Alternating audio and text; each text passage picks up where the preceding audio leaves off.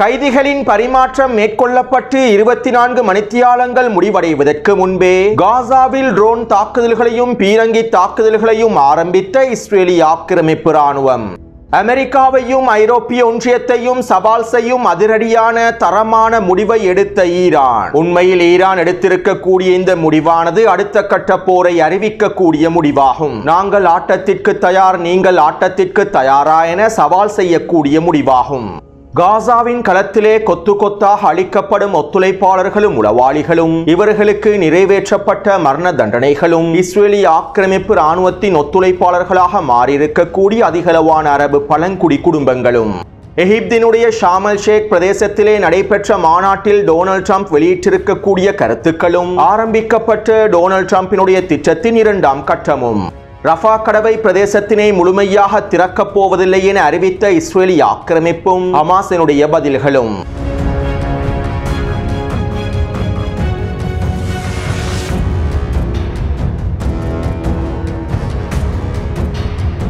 நேற்றிரவு எகிப்தினுடைய ஷார்ம் எல் ஷேக் பிரதேசத்தில் காசா ஒப்பந்தத்தில் கையொப்பமிடுவதற்கான மாநாடு நடைபெற்றது.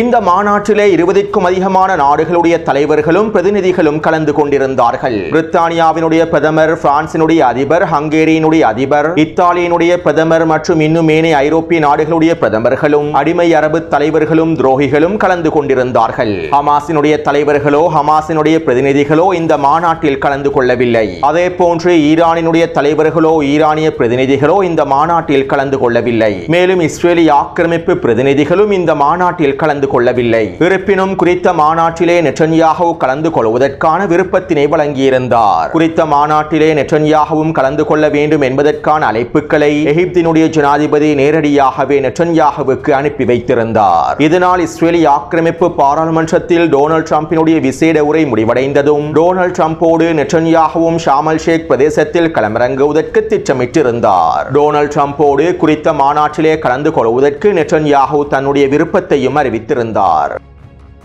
இப்படியான நிலைமையில் நெட்டன்யாஹூ குறித்த மாநாட்டிற்கு வருகை தருவாராக இருந்தால் நான் இந்த மாநாட்டிலே கலந்து கொள்ள மாட்டேன் என்றும் துருக்கிய விமானம் எகிப்திலே களமிறங்காது என்றும் துரோகி அர்துகான் தெரிவித்திருப்பதாக CNN ஊடகம் செய்திகளை வெளியிட்டிருந்தது.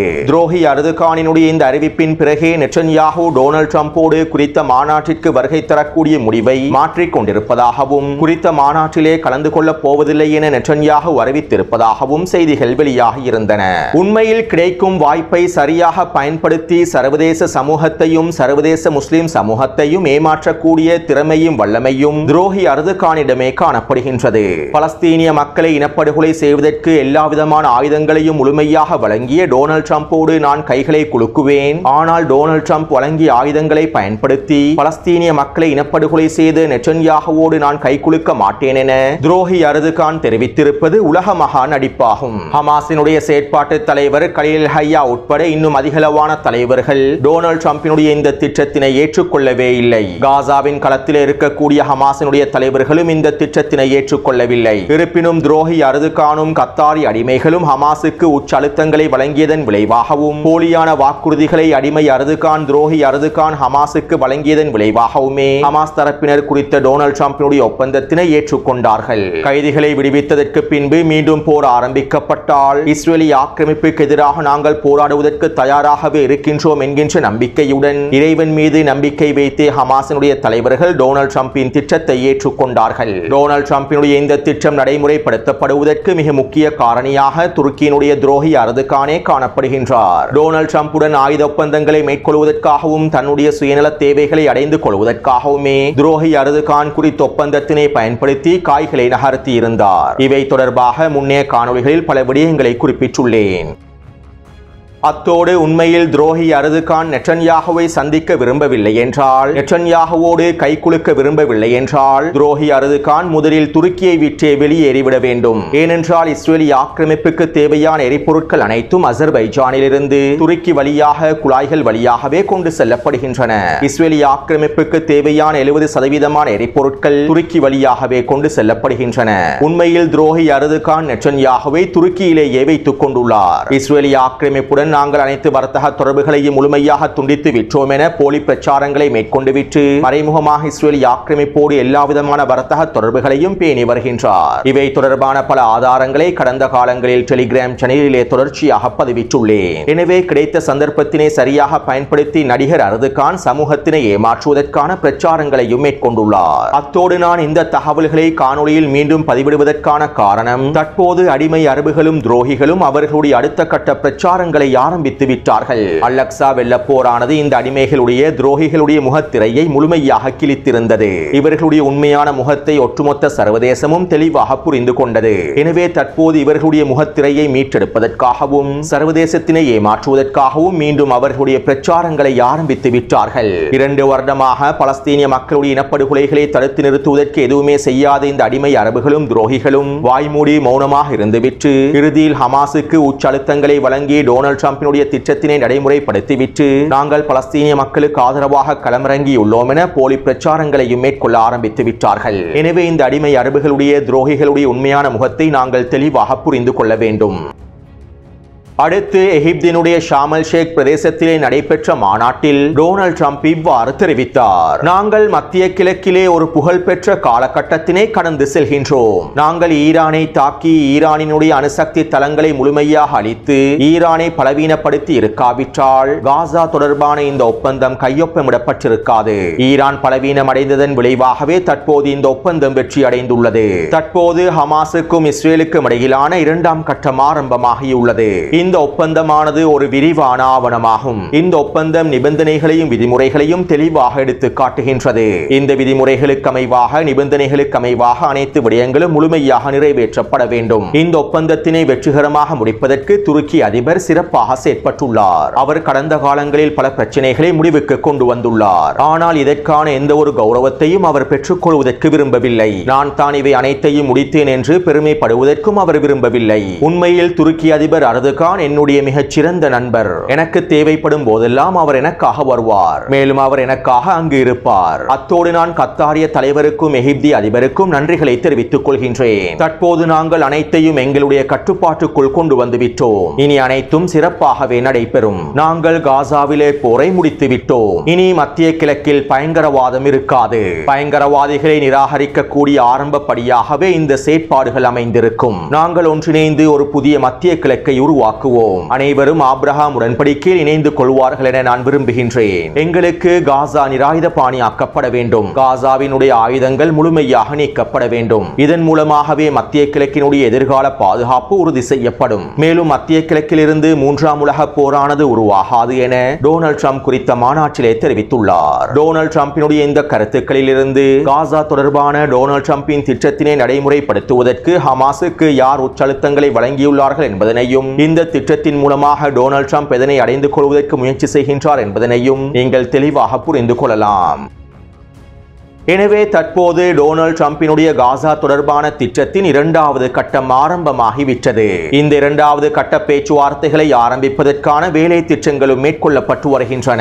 இன்னும் 1-2 நாட்களில் அல்லது இந்த வார இறுதிக்குள் ஹமாஸினுடைய தலைவர்களையும் காசாவில் இருக்கக்கூடிய ஏனைய எதிர்ப்பு குழுக்களுடைய தலைவர்களையும் பிரதிநிதிகளையும் ஒன்றிணைத்து எகிப்திலே மத்தியஸ்தர்கள் ஒரு மிகப்பெரிய மாநாட்டையும் மேற்கொள்ளப் போகின்றார்கள். இதன்போது ட்ரம்பினுடைய 2ஆம் கட்ட திட்டத்தினை நடைமுறைப்படுத்துவதற்கான பேச்சுவார்த்தைகள் ஆரம்பிக்கப்படும் என தெரிவிக்கப்படுகின்றது. ட்ரம்பினுடைய 2ஆம் கட்ட திட்டத்திலே காசாவினுடைய புதிய நிர்வாகம் தொடர்பாகவும் காசாவிலே ஹமாஸையும் ஏனைய எதிர்ப்பு குழுக்களையும் நிராயுதபாணியாக்குவது தொடர்பாகவும் காசாவில் உள்ள ஆயுதங்கள் மற்றும் ஏவுகணைகள் தொடர்பாகவும் சர்வதேச கூட்டுப்படைகளை காசாவிற்குள்ளே களமிறக்குவது தொடர்பாகவும் காசாவினுடைய புனரமைப்பு தொடர்பான விடயங்களும் உள்ளடங்கப்பட்டுள்ளன.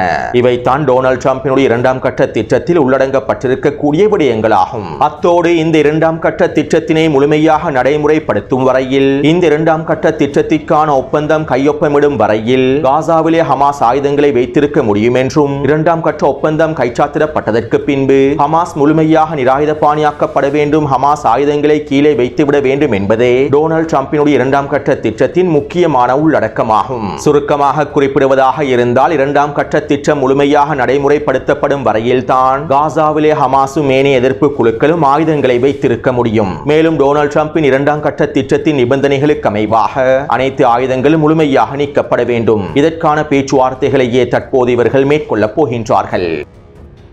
அத்தோடு இந்த இரண்டாம் கட்ட திட்டத்திலே ஆயுதங்களை கீழே வைப்பதற்கான சம்மதத்தினை ஹமாஸும் ஏனைய எதிர்ப்பு குழுக்களும் ஒருபொழுதும் வழங்க மாட்டார்கள். இவ்வாறு ஹமாஸும் ஏனைய எதிர்ப்பு குழுக்களும் ஆயுதங்களை கீழே வைக்காவிட்டால், சரணடையாவிட்டால், காசாவிலே ஹமாஸை முழுமையாக நீக்குவதற்கான இராணுவ நடவடிக்கைகளை அமெரிக்காவும் இஸ்ரேலி ஆக்கிரமிப்பும் ஆரம்பிக்கும். காசாவில் இருக்கக்கூடிய ஹமாஸ் ஐரோப்பாவுக்கும் உலகத்திற்கும் மிகப்பெரிய அச்சுறுத்தலாகவே இருக்கின்றார்கள் என கூறி, காசாவிலே ஹமாஸை முழுமையாக நீக்குவதற்கான, ஹமாஸின் ஆயுதங்களை முழுமையாக அளிப்பதற்கான அடுத்த கட்ட போரையும் இவர்கள் ஆரம்பிப்பார்கள். அத்தோடு இங்கிருக்கக்கூடிய இன்னும் ஒரு மிக முக்கியமான விடயம் என்னவென்றால், இரண்டாம் கட்டத்தினுடைய நிபந்தனைகள் முழுமையாக நிறைவேற்றப்படும் வரை இஸ்ரேலி ஆக்கிரமிப்பு ராணுவம் காசாவில் இருந்து முழுமையாக வெளியேறாது. தற்போது இஸ்ரேலி ஆக்கிரமிப்பு ராணுவம் காசாவினுடைய 58% பிரதேசங்களில் நிலை கொண்டுள்ளது. எனவே இரண்டாம் கட்ட திட்டம் முழுமையாக நிறைவேற்றப்படும் வரையில் குறித்த வரைபடத்திலே மஞ்சள் நிற பிரதேசத்தில் நிலை கொண்டிருக்கக்கூடிய இஸ்ரேலி ஆக்கிரமிப்பு ராணுவம் முழுமையாக காசாவை விட்டு வெளியேறாது.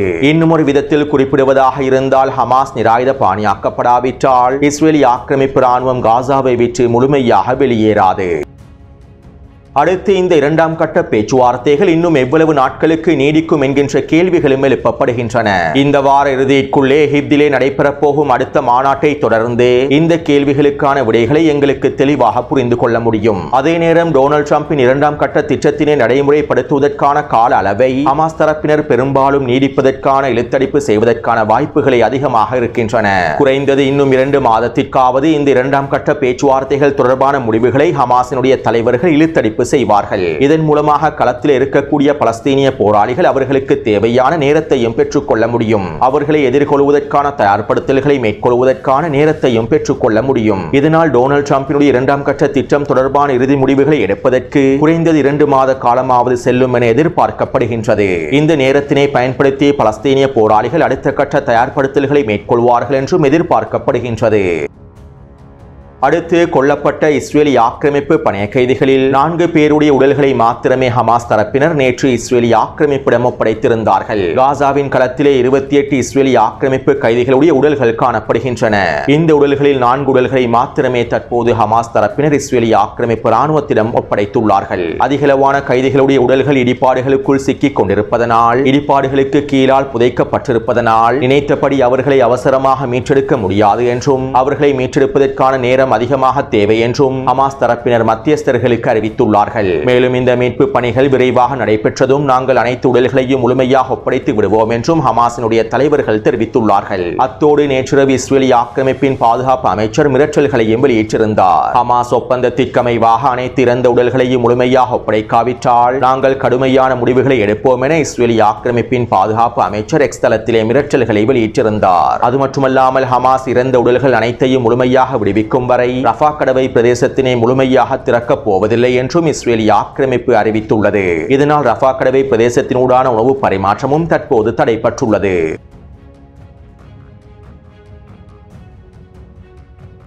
இன்று காலை வடக்கு காசாவின் சுஜையா கிழக்கு பிரதேசத்திலே இஸ்ரேலி ஆக்கிரமிப்பு ராணுவம் ட்ரோன் தாக்குதல்களையும் பீரங்கி தாக்குதல்களையும் மேற்கொண்டிருந்தது. அதே போன்று கான்யூனிஸினுடைய அல் ஃபுகாரி பிரதேசத்திலே ட்ரோன் தாக்குதல்களையும் பீரங்கி தாக்குதல்களையும் மேற்கொண்டிருந்தது. இஸ்ரேலி ஆக்கிரமிப்பின் இந்த தாக்குதல்களில் 5 பேர் இனப்படுகொலை செய்யப்பட்டிருப்பதாகவும் 10க்கும் அதிகமானோர் படுகாயமடைந்திருப்பதாகவும் தெரிவிக்கப்படுகின்றது. மேலும் குறித்த தாக்குதல்கள் தொடர்பாக இஸ்ரேலி ஆக்கிரமிப்பு ராணுவம் அறிக்கை ஒன்றையும் வெளியிட்டிருந்தது.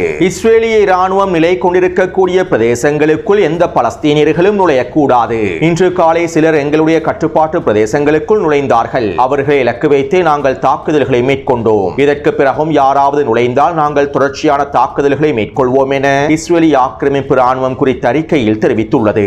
ஆனால் உண்மையில் இஸ்ரேலி ஆக்கிரமிப்பு ராணுவம் நிலை கொண்டிருக்கக்கூடிய பிரதேசங்களுக்குள் யாருமே நுழையவில்லை என்றும், இஸ்ரேலி ஆக்கிரமிப்பு ராணுவம் வேண்டுமென்றே இந்த பீரங்கி தாக்குதல்களையும் ட்ரோன் தாக்குதல்களையும் மேற்கொண்டுள்ளது என்றும் காசாவின் களத்தில் இருக்கக்கூடிய ஊடகவியலாளர்கள் தெரிவித்துள்ளார்கள்.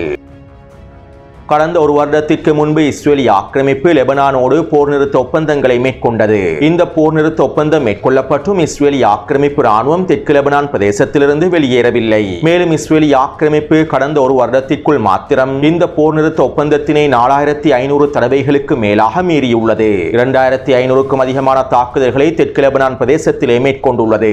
கடந்த 24 மணித்தியாலங்களுக்குள்ளும் தெற்கு லெபனான் பிரதேசத்திலே இஸ்ரேலி ஆக்கிரமிப்பு 5க்கும் அதிகமான வான்வழி தாக்குதல்களை மேற்கொண்டுள்ளது. எனவே இதே போன்றுதான் தற்போது இஸ்ரேலிய ஆக்கிரமிப்பு ராணுவம் காசாவினுடைய 58% பிரதேசங்களில் நிலை கொண்டுள்ளது.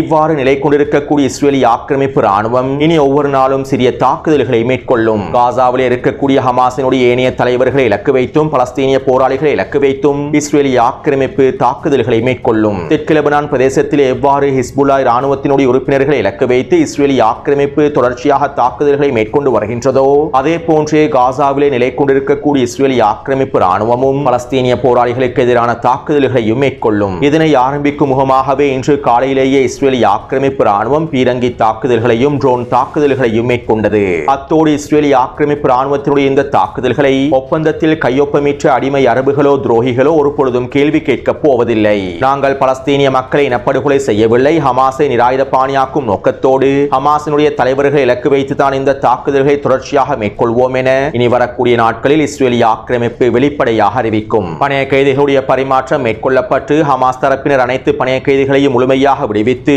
24 மணித்தியாலங்கள் செல்வதற்கு முன்பே இஸ்ரேலிய ஆக்கிரமிப்பு அதனுடைய தாக்குதல்களையும் ஆரம்பித்து விட்டது என்பதே யதார்த்தமான உண்மையாகும். அடுத்து வடக்கு காசாவிலும் மத்திய காசாவிலும் கான் யூனிஸ் பிரதேசத்திலும் பலஸ்தீனிய போராளிகள் குறிப்பாக ஹமாஸினுடைய ராதியா படைப்பிரிவானது ஒத்துழைப்பாளர்களுக்கு எதிராகவும் உளவாளிகளுக்கு எதிராகவும் தொடர்ச்சியான தாக்குதல்களையும் வேலை திட்டங்களையும் மேற்கொண்டு வருகின்றது. இதற்கமைவாக நேற்று மாலை வடக்கு காசாவிலே 8 உளவாளிகளுக்கு மரண தண்டனை விதிக்கப்பட்டது. இவை தொடர்பான காணொலிகளை டெலிகிராம் சேனலில் பதிவிட்டுள்ளேன். அது மட்டுமல்லாமல் 32க்கும் அதிகமான உளவாளிகளையும் ஒத்துழைப்பாளர்களையும் பலஸ்தீனிய போராளிகள் தூக்கிலிட்டிருப்பதாகவும் இவர்களுக்கான தண்டனைகள் நிறைவேற்றப்பட்டிருப்பதாகவும் இன்னும் டசன் கணக்கான உளவாளிகளையும் ஒத்துழைப்பாளர்களையும் கைது செய்திருப்பதாகவும் தெரிவிக்கப்படுகின்றது. அத்தோடு நேற்று மாலை மரண தண்டனை நிறைவேற்றப்பட்ட 8 உளவாளிகளும் ஃபதா அமைப்பை சேர்ந்தவர்கள் என்றும் யாசிர் அபு ஷபாபுக்கு முழுமையான ஆதரவை வழங்கியவர்கள் என்றும் உறுதி செய்யப்பட்டுள்ளது. அத்தோடு கான் யூனிஸில் இருக்கக்கூடிய அரபு பழங்குடி குடும்பம் ஒன்று ஹமாஸிடம் சரணடைந்துள்ளது. நாங்கள் இதற்கு பிறகு இஸ்ரேலிய ஆக்கிரமிப்பு ராணுவத்திற்கு ஒத்துழைப்பாளர்களாக இருக்கப் போவதில்லை என்றும் எங்களுக்கான மன்னிப்பை வழங்குங்கள் என்றும் ஹமாஸிடம் சரணடைந்துள்ளார்கள். அதே நேரம் மத்திய காசாவின் தேரல் பிரதேசத்தில் இருக்கக்கூடிய அபு சம்ரா பழங்குடி குடும்பமானது ஹமாஸிடம் சரணடைவதற்கு மறுப்பு தெரிவித்து விட்டது. குறித்த குடும்பத்தில் இருக்கக்கூடிய 30க்கும் அதிகமான நபர்கள் இஸ்ரேலிய ஆக்கிரமிப்பு ராணுவத்தின் ஒத்துழைப்பாளர்களாக மாறியுள்ளார்கள். இதனால் தற்போது மத்திய காசாவின் தேரல்பலா பிரதேசத்தில் இருக்கக்கூடிய ஹமாஸின் ஷாம் படைப்பிரிவினர் அபு சம்ரா குடும்பத்தில் இருக்கக்கூடிய ஒத்துழைப்பாளர்களுக்கு எதிரான தாக்குதல்களையும் ஆரம்பித்துள்ளார்கள்.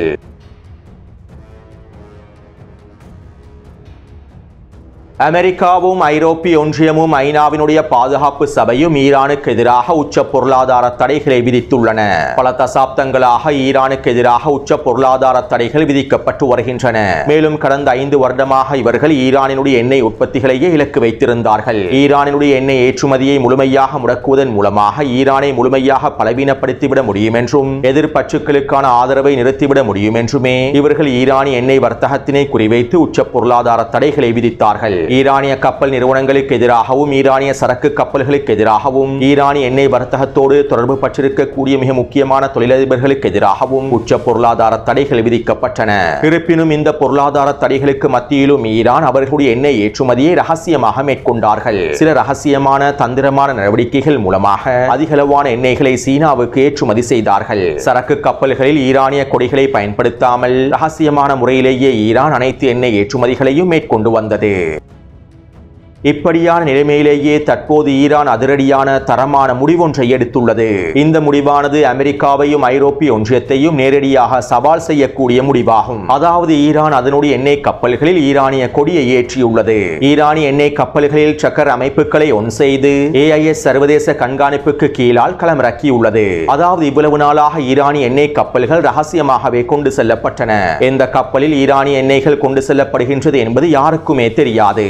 ஆனால் தற்போது ஈரானிய எண்ணெய் கப்பல்கள் எங்கு செல்கின்றது, எந்த பிரதேசத்தினூடாக செல்கின்றது, எத்தனை கப்பல்கள் செல்கின்றது என்கின்ற அனைத்து தகவல்களையும் ஈரான் தற்போது வெளிப்படையாக அறிவித்துள்ளது. சர்வதேச நிறுவனங்கள் மூலமாக கண்காணிக்கக்கூடிய முறையில் ஈரான் அனைத்து எண்ணெய் சரக்கு கப்பல்களிலும் ஈரானிய கொடியை ஏற்றி கப்பலினுடைய ட்ரக்கர் டிவைஸ்களையும் ஒன் செய்துள்ளது.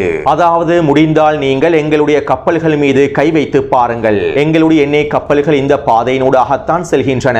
இதற்கு பிறகு எங்களுடைய எண்ணெய் கப்பல்களையும் உங்களுக்கு இலகுவாக அவதானிக்க முடியும். நாங்கள் ரகசியமாக இனி எண்ணெய் கப்பல்களை கொண்டு செல்ல போவதில்லை. முடிந்தால் நீங்கள் எங்களுடைய எண்ணெய் கப்பல்கள் மீது கை வைத்து பாருங்கள். எங்களுடைய எண்ணெய் கப்பல்களை கைப்பற்றி பாருங்கள். எங்களுடைய எண்ணெய் கப்பல்களுக்கு எதிராக நடவடிக்கைகளை எடுத்து பாருங்கள் என அமெரிக்காவையும் ஐரோப்பிய ஒன்றியத்தையும் சவால் செய்யும் வகையிலேயே ஈரான் தற்போது இந்த தரமான முடிவை எடுத்துள்ளது.